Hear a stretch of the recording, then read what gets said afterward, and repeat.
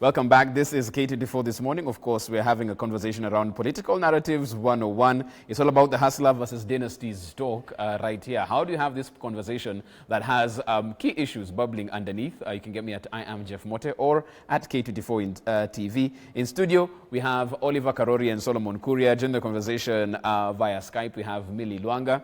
Millie, I want to come to you right off the bat as we move this forward. As we look at the front page of the Standard, Security Committee Chair Paul Koinange announced Parliament's willingness to take drastic measures to criminalize divisive talk ahead of next year's poll. And this, of course, had gone round to speak about how this hustler narrative will had, probably even mulling the fact that maybe that hustler word should be, termed as hate speech. When you think about it from a cohesion point of view, Millie, does this make things better or make things worse for those who are probably even sitting on the fence right now? I think that it is more apparent by the day that the term was not well thought out at the beginning of those who started proposing the term, use of the term. I say this because you see, a term is so amorphous. Every time it keeps changing. Then you find people are trying to shift and put the dimension so that you have some of the definition other than what people have gotten to know. That is where the risk lies.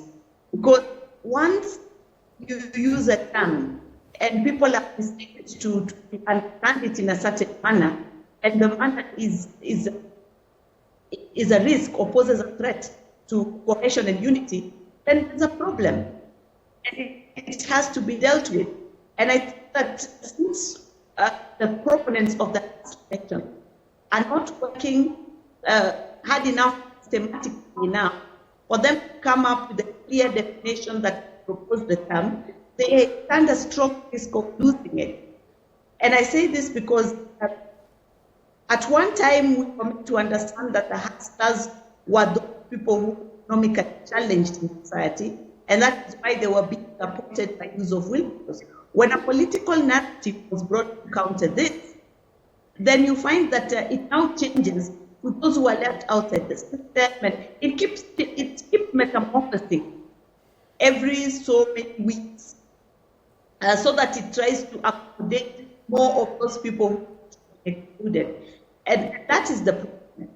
Because once you have a narrative that seems to pit at them as us, that target a category of person, then it's a risk to question. It's interesting you say that, Millie, because when I look at what's happening right now, and Solomon, I want you to weigh in on this, because the IG, Hilary Mutyambai, putting border riders on notice, should they allow themselves to be used to advance negative political rhetoric? And then again, the question is asked. We've seen what has happened there, yet we've had various MPs who have, flouted rules. Just the other day, we had Simba Osoro and Arati literally, tear each other, shots apart and fight, and nothing seems to happen to them. And again, even there, the question just is raised in terms of the inequality, even on how this has been looked at. One thing, I saw the list of shame yesterday, which was released by NCIC. Do you feel that's enough? And no, it's not enough. What we should do, NCIC should actually, it is toothless.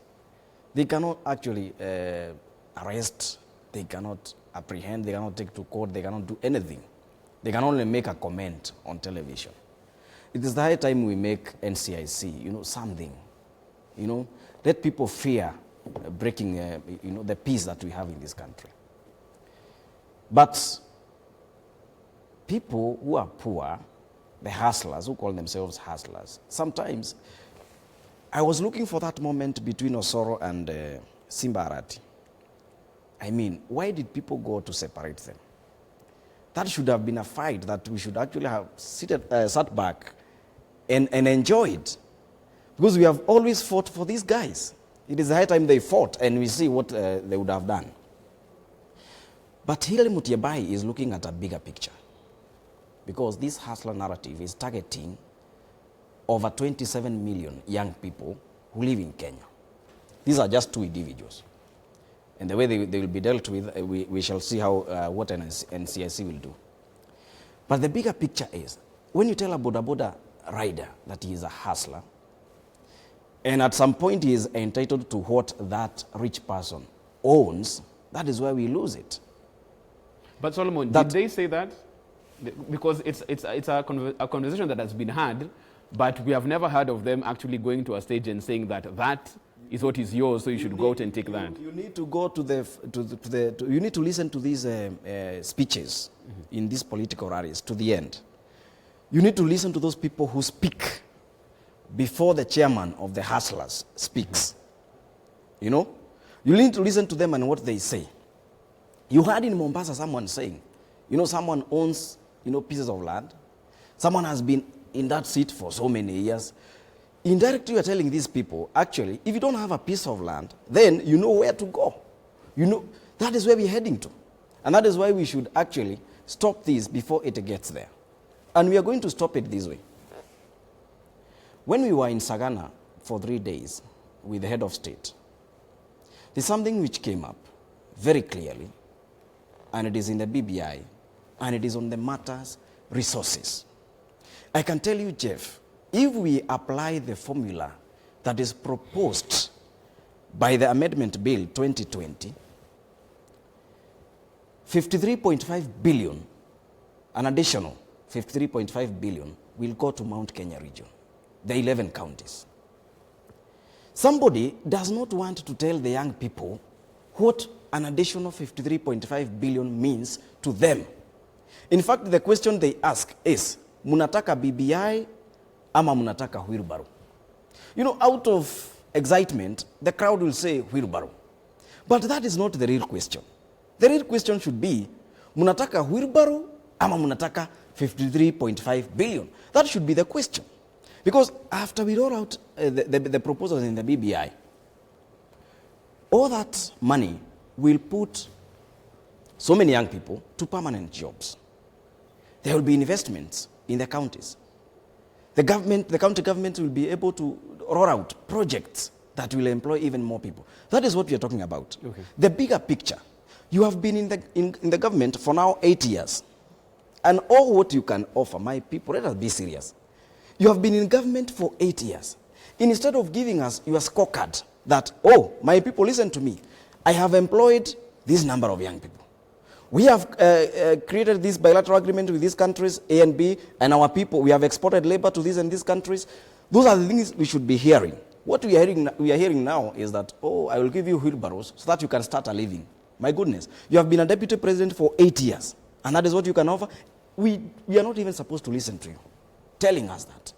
It is actually unfortunate, very unfortunate that we even allow such a narrative to take shape in this country. Oliver, I want to come to you. There's something that Solomon has mentioned there when he spoke about a coastal rally where they touched on land and how some individuals have a lot of land. But even as they speak about even that particular issue, we have the Ndongo Land Report that clearly hasn't been adopted. There are clearly issues when it comes to the land question in Kenya. How do we even speak to that without incitement? Because clearly that's a very emotive issue, especially where we are going. Jeff, people fight in this country during elections, not really about elections. Elections is a trigger. People fight because of resources in this country. And for the longest time, people have felt, if you ask anybody, that Nairobi has not been able to distribute resources well to the other regions of the country. And which is true. Look at all the right things in this country. They are all in Nairobi. But when we go back to what my brother is talking about, he's talking about what was being said in Mombasa. Which part of what was said in Mombasa was a lie? That there are people in this country who own land. It has been captured in 3 reports. Ndongo Land Report, the Truth and Justice and Reconciliation Commission report. It captures inside there and it says who are the people who own land. These problems in this country, one of the problems we face actually, there are 2. Government is not an employment bureau, Jeff. That is where we need to begin. We need to begin with the knowledge that a few people will work for government. What government must do and what Uhuru Kenyatta and his government must do is to generate policies and framework that will support other sectors. The wheelbarrow and all that, for me, I look at the wheelbarrow as a symbol. It is a symbol that we need to move away from the blue-collar jobs to now working on any other job, so long as you can earn a decent living. People leave this country and go to Saudi Arabia, the UAE. They go there to become maids. They go there to do manual works. Why? Why? Because they want to live the middle-class life. If that can be accorded here, it is cheaper, nobody will die, as the people who go outside there. Go around the estates the lower estates in this country. You will always see that we have an employment bureau. Where are they taking these people? They are not taking them to come and work in the office of the president. They are taking them to work to be maids in Saudi Arabia. They are taking them to be people who work on a railway in Qatar, or to be people who work in an airport in Dubai. That is the reality. But what we need to discuss in this country is that if you take your time, work hard, and just dedicate yourself to your hustle, is that at the end of the day, it will pay. So that what we need to do is that I do not invest. You know, there is a lot of bad investment that had been done in this country, Jeff. We sell land, we take somebody to school.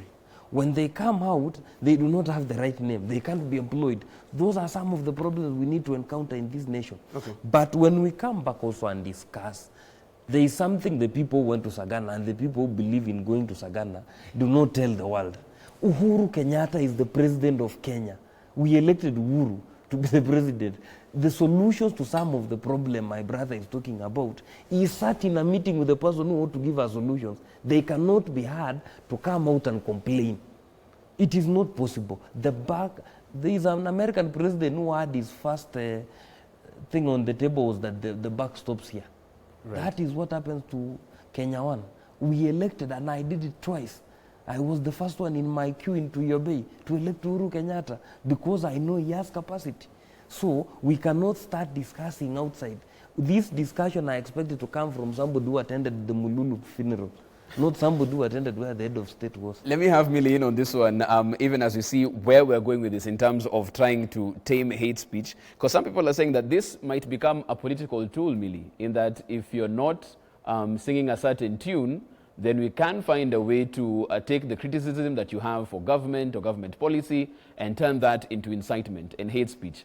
How do we stop ourselves from treading this slippery slope? It certainly is a slippery slope. And like I think it is Mark Twain who said that loyalty to the country owes and to the government who deserves it. I think that the truth of the matter is that as we move forward and continue to have discussion, we must debunk the truths and the myths. Take an example of the conversation we had when there was uproar that the president stated that two units have been in leadership for a certain number of years. This country got independence. Is that a truth or is it fake? It's truth. Is it also another truth that despite two communities being leadership, there are still big sections of their community that are still being impoverished? That's another truth. That maybe once we have those two truths in the forefront, we can have a conversation about what is the value of having a community in leadership, the value of having a personal vision in leadership. And my concern is that the institutions we have that have a key role and mandate to ensure that all the truths come to the front. Sometimes they are happy to run with one truth and not the other. Because maybe it sells news. Because one, maybe they are not as independent as we thought they should be. So then the wananchi with one truth and another truth is under the carpet. And that's the entire country at risk. We continue to talk. It's quite an issue, Solomon, because even from where you stand, who will decide whether you're the player or the referee at this particular point in time? Because if they'll decide that this is hate speech or this is not, can you be both player and referee in the same game? I think the police department is independent and it's supposed to be dependent, let me say, for that matter. So when Matiang'i and the chairman of the Security Council in Parliament, the Security Committee in Parliament comes out and says, we are going to stop some of these things, I believe they have good intentions. Because we have had scenes. One is at Githurai. You know, what happens in Mount Kenya, and it's good I say this, we do not fight for politicians. That is a fact.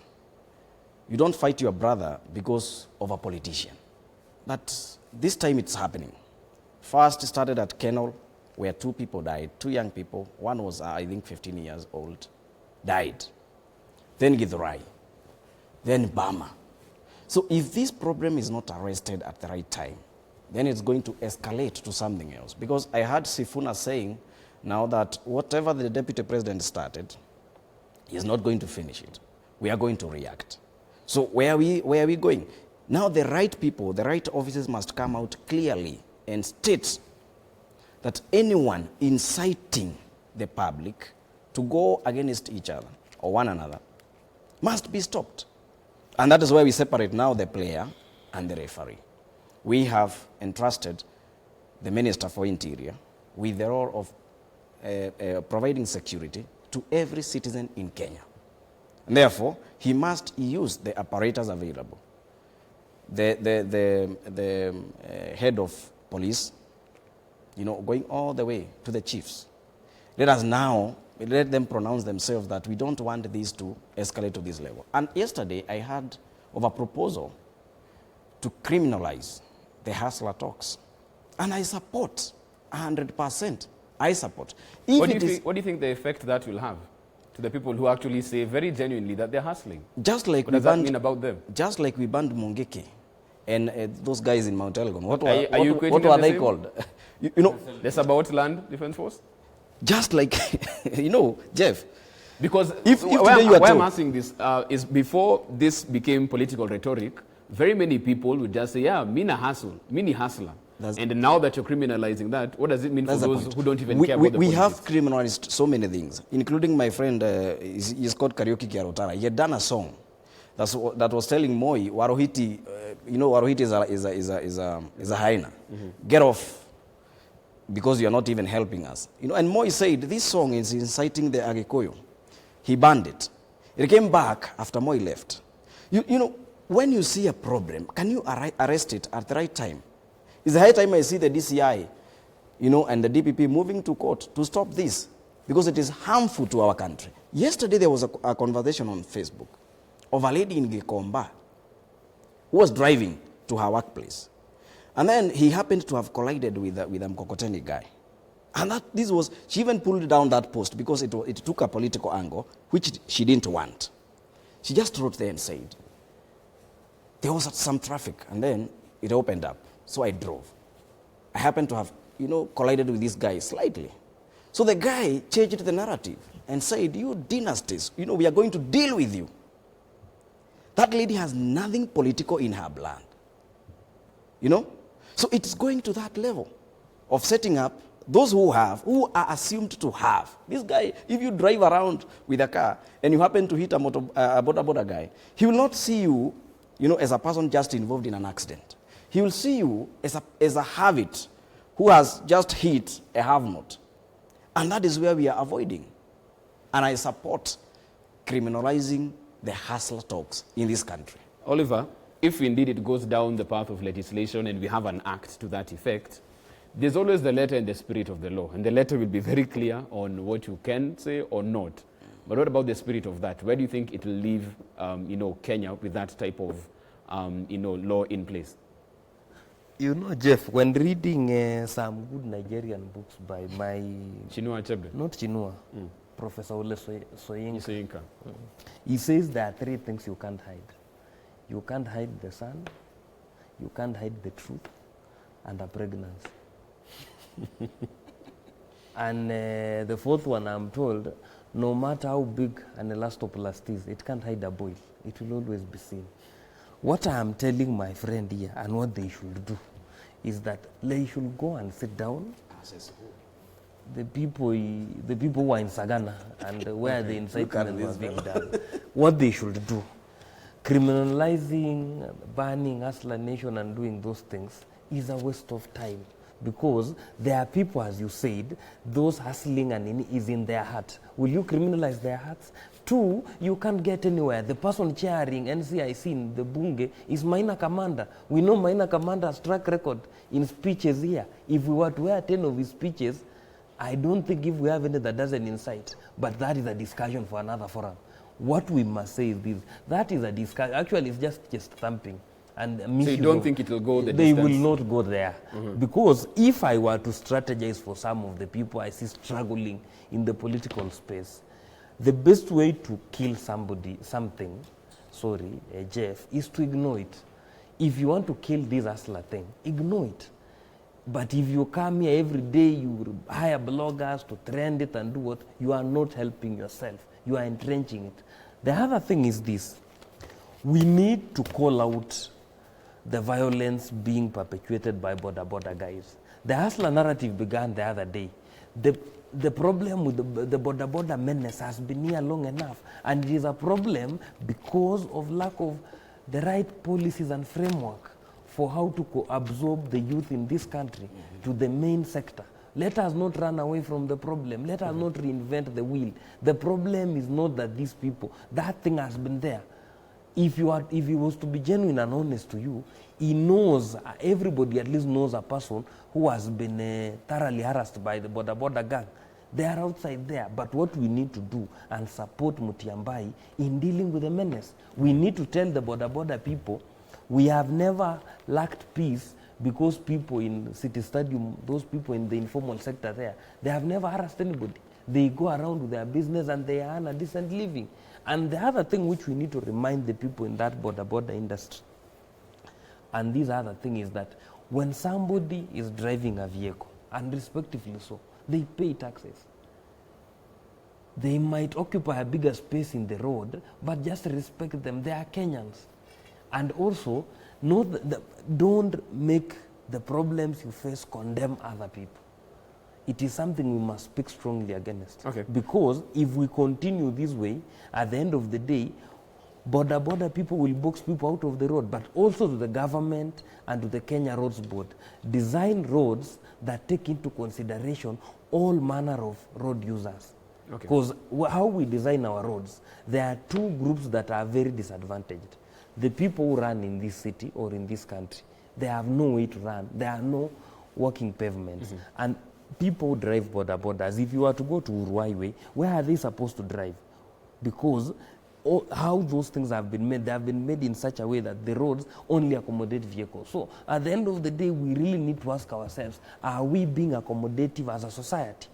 I want us to wind up this conversation. We have a minute to go on this one, so I want parting shots very quickly. Please keep them brief because of time. Let me start with Millie. What's your parting shot this morning, even as you look at the big stories of the day, the political narratives that we are speaking about? What's your parting shot this morning, Millie? Thanks, Jeff. I think that opponents of the hustler nation should actually go out clearly, systematically and consistently correct the notion Kenyans have of the narrative. We have had now consistent in the last couple of weeks reports of violence allegedly in the name of hustler nation.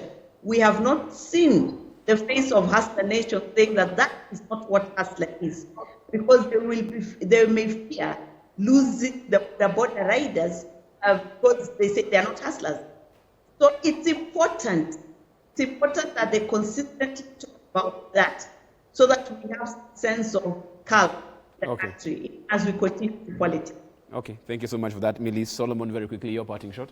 A person who drives LX 570, a person who rides on choppers every weekend and almost every day, a person who lives in a 1.2 billion house, a person who earns an over 1 million salary is not a hustler. So it's good to know who is your friend. Don't be misused. Can you ask for policies? Don't ask for gifts from politicians.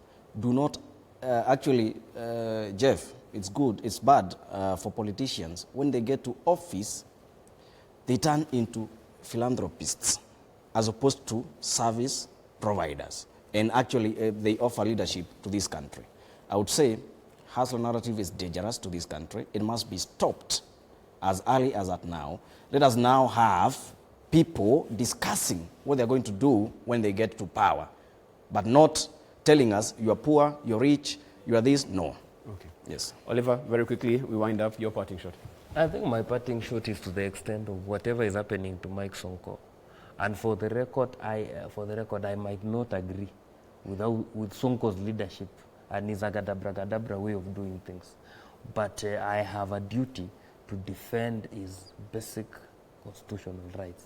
Let us not slide back to the Kano state, where the only people who knew the law were the people in the right side of government. And let us also stand and watch as some institutions are going down the drain. We are in a position where the judiciary is at tenterhooks. We don't know what holds, what doesn't. You see today, you have a court order today saying something else. The next minute you have another court order saying about the same issue but directing elsewhere. Okay. I think time has come for us to have the judiciary having itself in order. Okay. We can't have the judiciary acting worse than our politicians. We will not have any country to run to. We leave it at that as far as this conversation is concerned. Many thanks, Oliver Korori, for making time to be on the show this morning. Asante sana. Solomon Kuri as well. Asante sana for your time. Millie Luanga, as always, many thanks for joining the conversation. Many thanks for your time as well. We'll take a short break now. When we're back on the other side, we get interactive. As always, keep chatting with us. You can get me at I am Jeff Morte or at K24 TV. We are back after the break.